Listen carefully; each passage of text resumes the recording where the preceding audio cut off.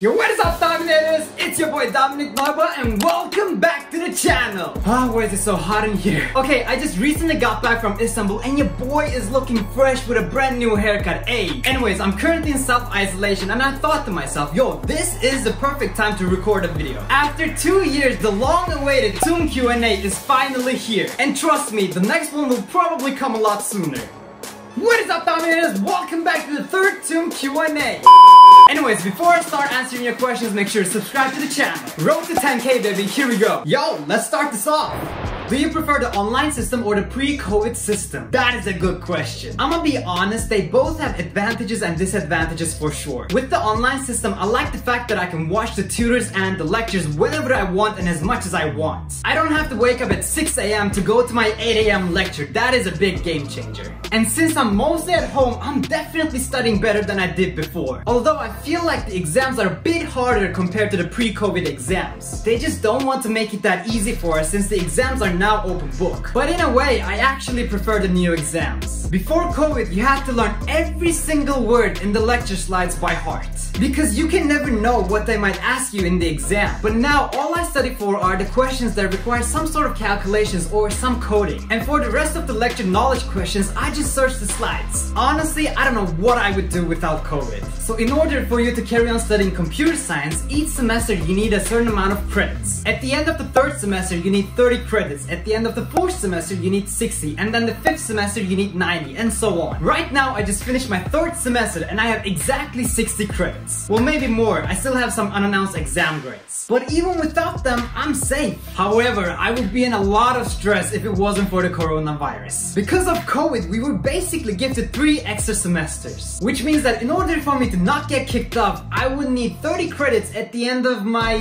6th semester. Basically, I'm in the clear now. No stress, I only have to do my best and try to pass as many classes as I can. Keeping all of these in mind, I miss going to the campus. It's been an entire year since I've been to my university. Like, college is meant to be the time where you meet new people and broaden your network. And I can't really do that from home. But you know what? I'm not complaining. Next question. Why did you exactly choose computer science at TUM and not another university? Did you apply to other universities as well? I actually think I applied to like 5 or 6 universities in total. However, TUM was always my first choice because it's a known fact that it's one of the best universities when it comes to computer science. And also, I love Munich. My mom is from Munich, so I was familiar with the city before I even came here to study. But I wanted to be prepared just in case I didn't get accepted. My second choice was studying software engineering at the Ulm University. It's a fairly new university compared to the other universities on the list, but the education is on point. And the reason why I wanted to study software engineering instead of computer science is because I'm not really a big fan of hardware. I also applied to LMU, RWTH, Aachen, Karlsruhe, KIT, and what else? Damn, I forgot the names of the universities. There are 2 universities in Berlin. I'll put them over here. I applied to both of them just in case. And my list also includes TU Wien. TU Wien was like my safety option. Since I went to an Austrian high school, my chances of getting accepted there were really high.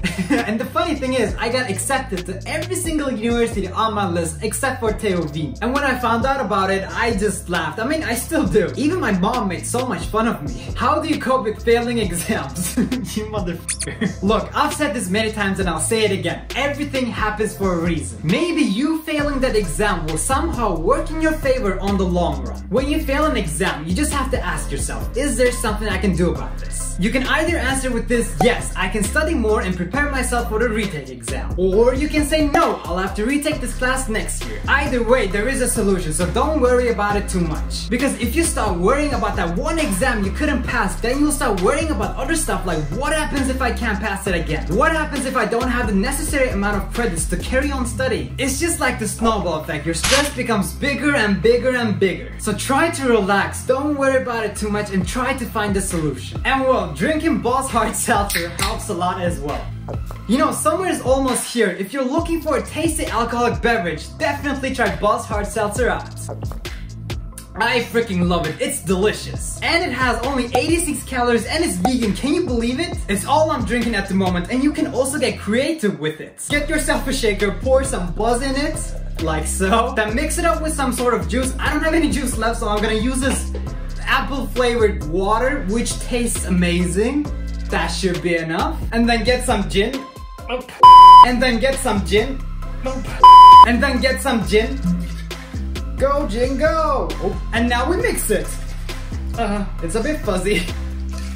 And boom, you got yourself a cocktail. Time for a taste test. Oh yeah, that's good. Needs a bit more buzz.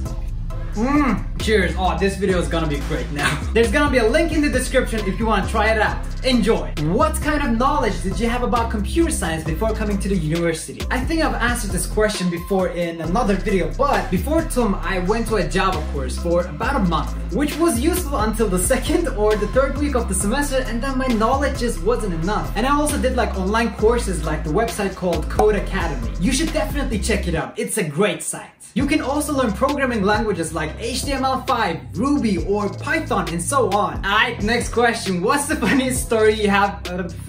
What's the funniest story you... Oh my god.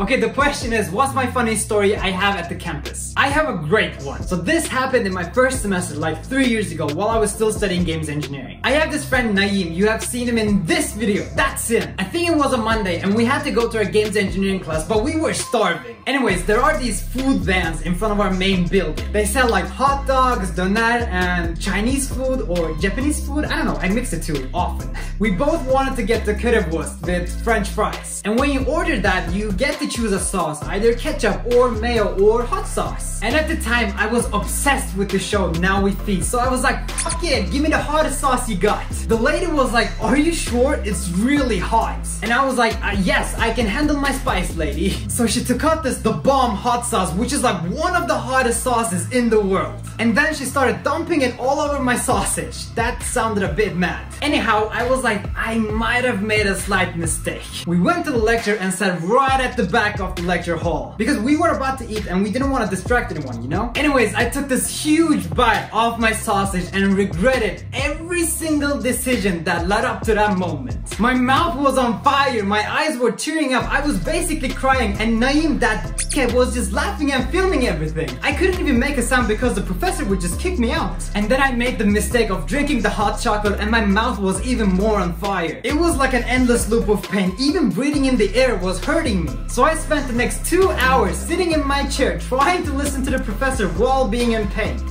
Those were the days. Which coding languages can you learn at TUM? In the first semester you learn Java and Assembly x86. If you're studying games engineering, you learn C# instead of Assembly. In the second semester you start working with C and carry on with Java. In the third semester you get C again, then Haskell, SQL, and that's about it. And in the fourth semester you don't really work with a new programming language. Throughout the semesters you can also work with Python, C++, and other programming languages as well. How much you want to learn is really up to you. How did you first react when you got a plagiarism, and is there any possibility to prove that you're innocent? So if you don't know, in my first year I was studying games engineering and we have this class called Pig, which is by far one of the most traumatizing classes at TUM. Anyways, basically I got a plagiarism from it, and that's one of the main reasons why I had to drop out and switch to computer science. If you want to hear the full story, click right here. Anyways, I actually received the email at like 2 AM in the morning. My phone buzzed and it woke me up, but I was like, nah, I'm gonna just keep on sleeping and read this in the morning. How important can it be? If only you knew, Dominic.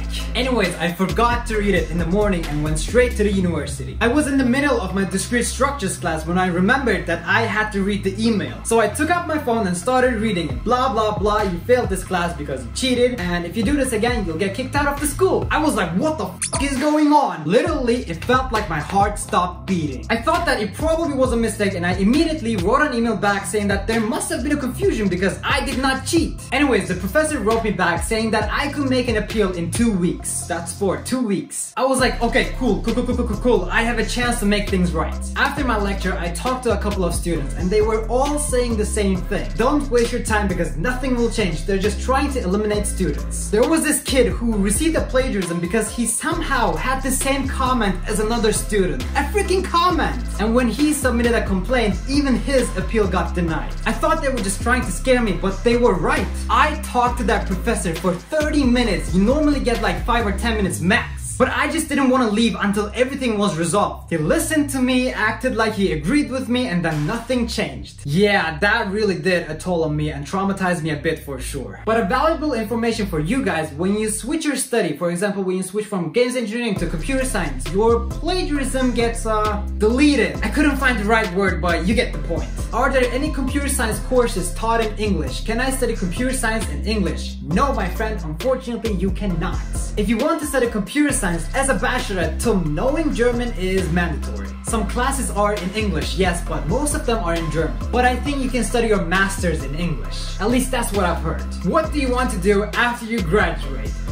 I'm still not sure about that. I want to either be an app developer or a games engineer, or I want to work with artificial intelligence. Now this is the computer science part of my dream. My other dream job is being a VFX artist or a CGI artist. You know, the people who create the animations and the effects in movies? Yeah. Ever since I was a kid, I've always wanted to work in the entertainment industry. We'll see. First, I need to do some more internships to find out which one of these I like more. One advice to you: start looking for internships in your second or preferably your third year at TUM. Because if you don't have the experience, it will be really hard for you to find a job. Statistically speaking, if you have an internship, you have a 70% more of a chance of finding a job. But then again, studying at TUM also has some advantages. You instantly have, let's say, an upper hand in job interviews. Which semester is the hardest and which is the easiest? I would say that the easiest is the second semester. The funny thing is, you don't even have to learn coding in order to pass the second semester. You learn some algorithms, a lot of maths, and some diagrams and stuff like that. It's practically nothing compared to the other semesters. I personally would have made the second semester the first semester because I feel like it would be better for you to learn about the use case diagrams, the algorithms, the analysis object model, and stuff behind coding before diving straight into programming like they make it with PGP and Introduction to Computer Science. And the hardest semester is probably the fourth one or the first one. The first one can be difficult because it's your first time at the university, and adjusting to the school system and getting used to it can be tricky. And the computer architecture class, aka ERA, and PGP are, I would say, the third and fourth most difficult classes. ERA itself as a class is actually not that hard, but what makes it so terrible is its hard and confusing exams. Now in the fourth semester you get discrete probability and theoretical informatics, and those are challenging classes. It's a deadly duo and I cannot decide which one is harder. My friends find discrete probability harder, but I didn't take that class last year, so I'll find out this semester and I'll let you know. At the end of the day, both classes are hard to understand and their exams are hard.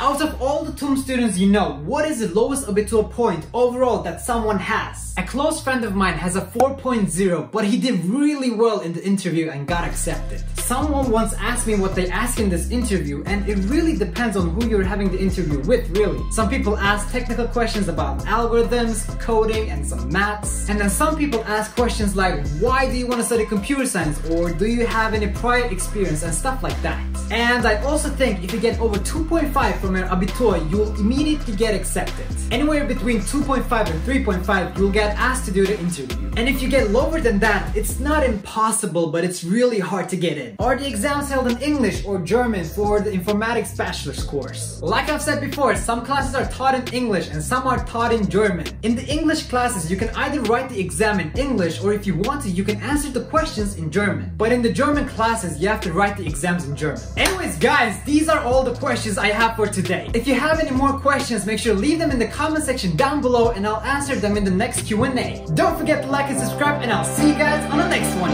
See ya!